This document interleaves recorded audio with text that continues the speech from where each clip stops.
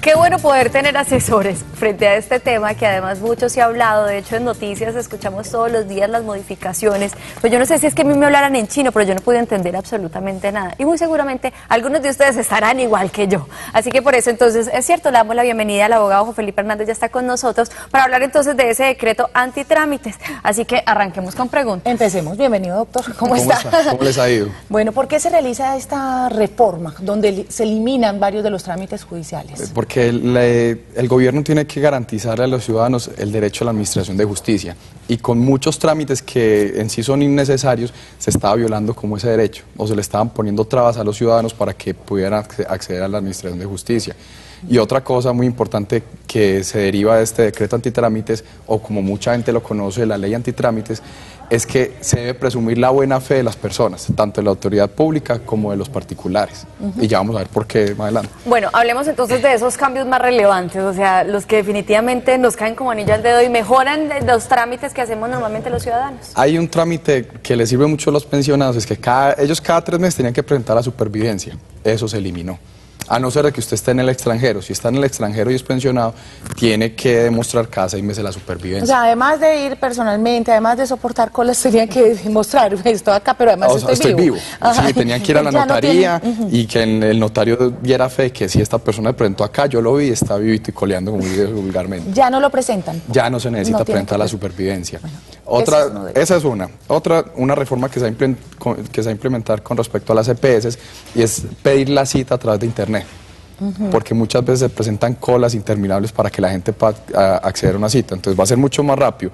La cita con el médico general y la cita con los especialistas también va a haber una regulación específica mediante la cual las EPS tienen que remitir mucho más rápido ante un especialista. Se demoraba antes 4, 5, 6 meses. Sí, ahora tiene que ser cuestión de días, ¿cierto? Sí. Es como en 3 días para cita con médico general. Y se amplía un poquito el término para los especialistas, pero eso es muy complicado y las EPS tienen todavía un tiempo para ir reglamentando eso.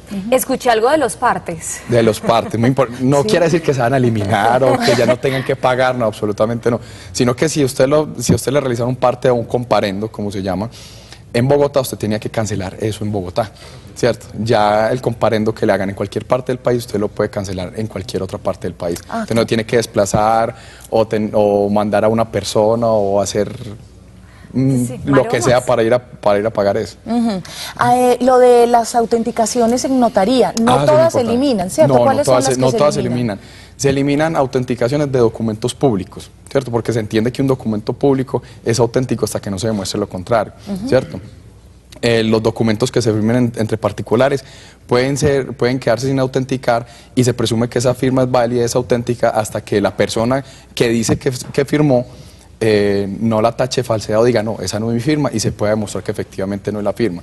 Pero se eliminan algunas, por ejemplo, con la huella dactilar, supuestamente dicen, se eliminó la huella dactilar. No, lo que quiere decir es que se va a pasar de la huella con tinta a la huella electrónica. Bueno, entonces hay que dar un brinco tecnológico con respecto a eso, y se demora un poquito en implementar todavía este sistema. Aprovechemos a darle la bienvenida a Alejandra, que está en la línea y tiene entonces pregunta frente al tema. Aleja, bienvenida, ¿cómo has estado? Muy bien, gracias. Bueno, Aleja, aprovechar inquietudes y nuestro especialista. Sí, mira, yo tengo una inquietud. Yo trabajo con una caja de compensación. Según esta ley antitrámites, las personas no deben de presentar certificado de supervivencia por los padres para recibir la cuota monetaria o subsidio familiar, como se conoce. Pero el abogado dice que se tiene que presumir de la buena fe. Digamos que el padre de alguien fallece y porque no presentan ese certificado sigue recibiendo la cuota monetaria. Entonces, pues yo tenía entendido que eso lo hacía la caja de compensación para evitar ese tipo de fraudes, porque las personas no van a presentar el certificado de defunción simplemente para gozar seguir cobrando. Buena pregunta, Alejandra, muchísimas gracias por llamarnos. No, y no solamente pasa con las cajas de compensación, sino por ejemplo con las pensiones, porque si antes, cuando exigía el certificado de supervivencia, muertos cobraban pensiones, o sea, se suplantaban muertos, ahora es mucho más complicado. la ley tiene unas cosas buenas y otras cosas que no son malas, pero que son muy difícil su implementación. Entonces, por ejemplo, ¿qué se hace con respecto a los certificados de supervivencia? Las entidades, ya sea públicas o privadas, que quieran demostrar que la persona está viva o muerta, tienen que comunicarse con la Registraduría Nacional y ellos son los que van a informar si la persona está viva o muerta. ¿Listo? Entonces, mediante ese mecanismo es que se va a implementar la revisión de la autenticidad o no autenticidad de ciertos documentos o la certificación de que una persona está viva o muerta. ¿Qué se tiene que hacer? Supuestamente, dice el decreto, el gobierno y las entidades tienen que establecer mecanismos tecnológicos mediante internet para que esas empresas, por ejemplo las casas de compensación familiar, puedan acceder a un sistema en la Registraduría Nacional y puedan verificar si las personas están vivas o muertas. Ah, bueno, perfecto. Entonces ahí contrarresta un poco, digamos, el susto de saber si van a hacer... Sí, pero el problema es mientras se implementa mientras se tecnifica todo y mientras se integran las bases de datos, sí podría prestarse, no, y pues para aquí echa la ley, echa la trampa, puede prestarse para mucho fraude. No. Lo del pasado judicial, a mí eso me dio mucha alegría. ¿Alguna vez han sacado un pasado judicial? Sí, horrible. Ah, no. Pero la primera vez es muy complicado, ya después por internet se volvió mucho más fácil. Por primera vez es... la consigna de uno es ¿qué es lo que se pretende con este decreto también? Que el gobierno nacional, a través de sus entidades, reglamente e implemente un sistema también electrónico mediante el cual uno pueda entrar y verificar la base de datos. Se dice, se va a tener una base de datos de las personas que tienen deudas con la justicia, no absolutamente de todos los colombianos, sino de las personas que tienen alguna deuda con la justicia. Si no aparece en esa base de datos, se entenderá que la persona está limpia, tiene limpios antecedentes judiciales. Los niños, hablemos de los trámites con los niños. Eso es muy importante y una reforma que se hizo antes. Todos los trámites que fuera a ser un menor de edad tenía que ser acompañado o realizar el trámite el representante legal, que en el caso normal serían los padres, el papá o la mamá. Ya los niños, cuando se van afectados sus derechos y como tienen un interés prevalente frente a los demás derechos, pueden ellos mismos reclamar esto, ¿cierto? Por ejemplo, en salud, derechos con algo que esté afectando contra la vida de ellos, contra el sano esparcimiento, contra la educación, etcétera. Es complicado porque en este caso se habla muy general, dice, cuando se está atentando contra los derechos de los niños, pero hay que reglamentar un poco más esta parte del decreto para que se pueda establecer en qué casos sí pueden actuar ellos y en qué caso tienen que actuar los padres. Digamos que esta como que abreviación, este recorte, digamos, de trámites ya está vigente, o sea, ya sí, los a partir ciudadanos... del 10 de enero empezó, es el decreto 19 del 10 de enero de 2012.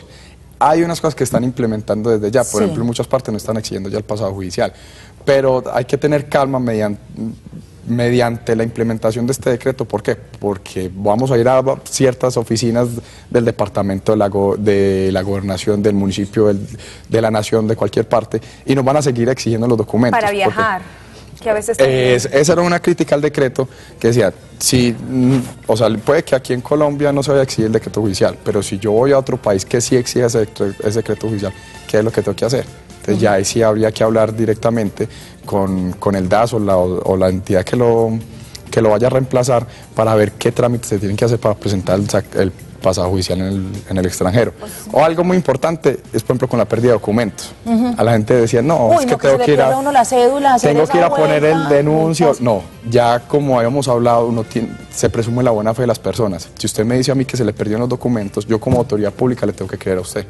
¿Listo? Entonces ya no es necesario la denuncia de la pérdida de documentos para tramitar uno nuevo. Pues habrá que trabajar mucho también en el tema de educación y como que ayudar para que todos tomemos conciencia de lo importante que es también la buena fe, lo importante que es la palabra y cómo a través también de esta buena educación, del uso adecuado de la palabra y de la verdad, podemos construir también una sociedad que sea mucho mejor y que permita que este tipo de leyes sean posibles y sean posibles sin necesidad de fraude.